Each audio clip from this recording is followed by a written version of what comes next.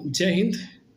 आजकल आपने ये ज़रूर देखा होगा कि चाहे वो कोई भी सोशल मीडिया प्लेटफ़ॉर्म हो, चाहे वो यूट्यूब हो, चाहे वो ट्विटर हो, चाहे वो इंस्टाग्राम हो, स्टूडेंट का सबसे बड़ा मुद्दा आज के वक़्त में एसएससी प्रोटेस्ट को लेके है। एसएससी की जो एग्ज़ामिनेशन करने का तरीका है, उसमें जो गड़बड़ियाँ पाई जा रही हैं, उसको लेकर के स्टूडेंट के द्वारा प्रोटेस्ट किया जा रहा है। जिसमें जितने भी ऑनलाइन के प्रतिष्ठित टीचर हैं, उन सब का बहुत बड़ा सहयोग है। मैं यहाँ पे किसी टीचर का नाम नहीं लूँगा, लेकिन सारे टीचर्स, जितने भी टीचर्स हैं, अपने स्तर पर एसएससी में जो भी गड़बड़ियाँ हैं, उसको विरोध के रूप में लोगों के सामने खड़ा किए हैं। लेकिन एक बार इसका प्रोटेस्ट जो होता है 31 जुलाई को होता है, और 31 जुलाई में जो प्रोटेस्ट में टीचर्स होते हैं, स्टूडेंट की संख्या वहाँ नहीं होती है। सब टीचर्स को वहाँ बुलाया जाता है और टीचर्स के द्वारा ही जो है उस मुद्दे को उठाया जाता है। लेकिन अंततः 31 जुलाई का जो प्रोटेस्ट होता है, सारे टीचर्स को डिटेन कर लिया जाता है और उन्हें बस में भर के 5 से 6 घंटे लगातार घुमाया जाता है, बिना कुछ उन सब के जो भी प्रॉब्लम्स है, बिना सुने उनको सिर्फ़ और सिर्फ दिल्ली के शहरों में घुमाया जाता है और किसी को कहीं भी अलग-थलग कहीं भी उतार दिया। फिर मामला ट्यून पकड़ता है और एसएससी के जो चेयरमैन हैं, वो आश्वासन देते हैं कि आगे से जो एग्ज़ाम होगा, उसमें कोई गड़बड़ियाँ नहीं देखने को मिलेगा। फिर होता है स्टेनो का पेपर। इस प्रॉमिस के बाद स्टेनो का पेपर होता है और स्टेनो के पेपर में इतनी गड़बड़ियाँ हैं कि अगर एक 5वीं का बच्चा है, 6वीं का, अगर उसे एग्ज़ाम का जो वो क्वेश्चन सेट करने के लिए दे दिया जाए, तो शायद वो भी ऐसी गलती नहीं करेगा। मैथ का क्वेश्चन है, ऑप्शन रीज़निंग का है। अब आप मुझे बताओ, मैथ के क्वेश्चन का जवाब रीज़निंग से कैसे आएगा? इस लेवल की गलती उसमें देखने को मिली। और तो और स्टूडेंट्स के जो डिमांड थे कि सेंटर दूर ना भेजा जाए, कोई गड़बड़ियाँ ना हो इंटरनेट को लेकर के, और तमाम स्टेनो के पेपर में वही चीज़ फिर से देखने को मिल गया। सेंटर दूर, कंप्यूटर में गड़बड़ी, ऑनलाइन जो कि एग्ज़ाम होता है तो ऑनलाइन सुविधा सही नहीं प्रोवाइड करा पाया। तो इस तरह की असुविधाएं फिर से देखने को मिली, जिस कारण से 24 अगस्त को सारे टीचरों द्वारा बच्चों को फिर से आह्वान किया गया कि आप आओ और दिल्ली के रामलीला मैदान में प्रोटेस्ट करेंगे। लोग वहाँ पहुँचते हैं, सारे टीचरों का एक डिसीजन होता है और फुल प्रूफ है। ऐसा नहीं है कि मतलब हवा में बात हो रही है, नो, फुल प्रूफ है। सारे टीचर्स होते हैं, मीटिंग करते हैं, सब डोनेशन भी देते हैं। कोई 1 लाख दे रहा है, कोई 1.5 लाख दे रहा है। और एक इंग्लिश की टीचर हैं, प्रतिष्ठित हैं बहुत ही ज़्यादा, उन्होंने बताया कि लगभग 25 लाख रुपए इकट्ठा हुआ था।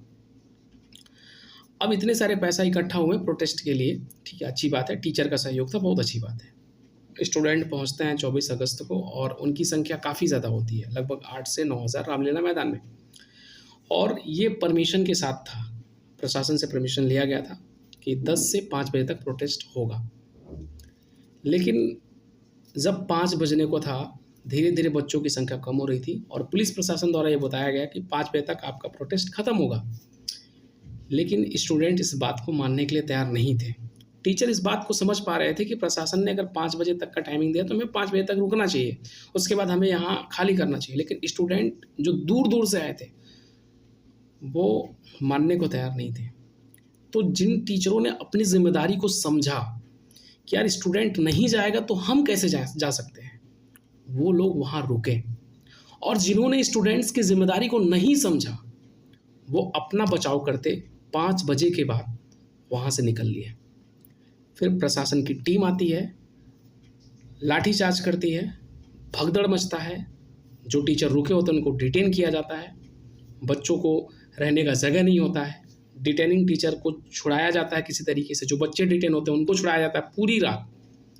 और जो ये टीचर्स 5 बजे चले गए थे, जिनको सिर्फ अपनी परवाह थी, स्टूडेंट्स की कोई अगर स्टूडेंट्स की परवाह उन्हें होती तो ऑब्वियस सी बात है वो रुकते स्टूडेंट्स के लिए, अगर रामलीला मैदान में नहीं रुकते हैं तो रोड पर ज़रूर रुकते हैं, रामलीला मैदान के बाहर स्टूडेंट के सपोर्ट में। लेकिन नहीं, उन्हें नहीं रुकना था। उन्हें तो व्हाट्सअप खेलना था, उन्हें यूट्यूब खेलना था, उन्हें तो रील काटना था। और यही हुआ भी। लोग व्हाट्सअप पे चैटिंग करना शुरू कर दिए कि यार यहाँ पे इनकी गलती है, उनकी गलती है। लोग एक दूसरे को ब्लेम करना शुरू कर दिए कि इन्होंने बताया नहीं, बच्चों को झूठ में रोक के रखा, देखो लाठीचार्ज हो गया, बच्चे भगदड़ मच गया, ये हो गया, वो हो गया। अगर 5 बजे के बाद स्टूडेंट रुका, पुलिस प्रशासन के द्वारा लाठीचार्ज हुआ, तो आपको व्हाट्सअप वहाँ नहीं खेलना था। आपको बल्कि उन स्टूडेंट्स के भलाई के बारे में सोचना था, उन स्टूडेंट्स के बारे में सोचना था कि जो दूर मुंबई जैसे स्टेट से आया है, महाराष्ट्र से आया है, जो राजस्थान से आया है, जो बिहार से आया है, यूपी से आया है, उनके संरक्षण का कार्य करना चाहिए था। उनको खोजना चाहिए था कौन सा स्टूडेंट कहाँ डिटेन हुआ है, कौन सा टीचर कहाँ डिटेन हुआ है, कौन सा स्टूडेंट कहाँ रुक रहा है, कोई रोड पे सो रहा है, कोई होटल में सो, कहाँ पे कैसा क्या स्थिति है। इस परिस्थिति को संभालने का काम करना चाहिए था, ना कि व्हाट्सएप और तंज कसने का काम। बहुत ही इस बात को, इस वारदात को देखने के बाद बहुत ही दुख महसूस हो रहा है कि एक टीचर यूनियन में ऐसा हो रहा है, जो हमें ज्ञान की बातें देते हैं कि हमें ऐसे रहना चाहिए, वैसे पढ़ना चाहिए, हमें लोगों का सम्मान करना चाहिए। आज खुद की सम्मान कहाँ गई? कुछ भी नहीं दिख रहा है। सब कुछ तहस नहस कर दिया इन टीचरों ने, सब कुछ। मैं वैसे तो एक स्टूडेंट हूँ, लेकिन बातों को बहुत अच्छे से समझता हूँ। एकदम से बकवास, पूरा प्रोटेस्ट को हमारा सबने तहस नहस कर दिया।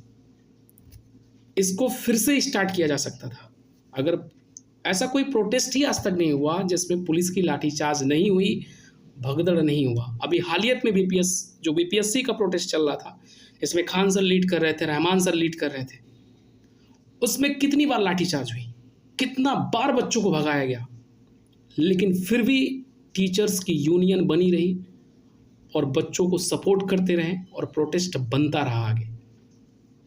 तो यहाँ भी ये चीज़ हो सकता था, लेकिन नहीं, यूट्यूब पे वीडियो बनाना था, तंज कसना था कि इनकी गलती, उनकी गलती। एकता बहुत ज़रूरी है। अगर टीचर्स में एकता नहीं रहेगा तो स्टूडेंट्स ज़रूर भड़केगा। और हमें लगता है सारे टीचर्स को फिर से यूनाइट होना चाहिए। कौन किसको क्या कहा, ये बात ख़त्म करना चाहिए, क्योंकि हर किसी का एक उद्देश्य है, एसएससी रिफॉर्म का। तो अपने उद्देश्य से मत हटिए, अपने उद्देश्य को मत छोड़िए। छोटे छोटे कन्फ्लिक्ट होते रहते हैं, इसको बैठ करके आप लोग सॉल्व कर लीजिए, दैट्स बेटर। लेकिन इस मुद्दे को इस प्रकार से मत करिए कि ये प्रोटेस्ट ही ख़त्म हो जाए। एक बार फिर से मैं गुरुजन से बोलूँगा कि प्लीज़ एसएससी रिफॉर्म के लिए फिर से आवाज़ उठाई जाए और यूनाइट होकर के। बाकी जिन टीचरों ने रात में स्टूडेंट्स का सहयोग किया, 1-1 बजे रात तक, 2-2 बजे रात तक स्टूडेंट को ढूंढना, इस थाने से उस थाने पे जाना बड़ी चैलेंजिंग होती है। व्हाट्सअप खेलना ये बहुत ही आसान चीज़ होता है। एक छोटा स्टूडेंट्स जो तैयारी करता है वो भी व्हाट्सअप खेलता है। तो प्लीज़ ऐसा ना करें, सपोर्ट करिए, स्टूडेंट को सपोर्ट कीजिए, रील काटने के चक्कर में नहीं। अगर आप अच्छा काम करेंगे ना, तो रील्स नहीं, स्टूडेंट्स खुद देखेगा कौन टीचर कितना बेहतर काम कर रहा है, और उसके दिल में ऐसे ही आप घर कर जाओगे। रील काटने से कुछ नहीं होगा, सब धड़ाम से गिर जाएगा। इसलिए स्टूडेंट्स के फेवर में रहिए, स्टूडेंट्स के लिए जिए, स्टूडेंट्स के लिए काम कीजिए, रील्स ऑटोमेटिक बन जाएगा। जय हिंद, वंदे मातरम। अपना राय, अपना कमेंट ज़रूर इस वीडियो में बताएं।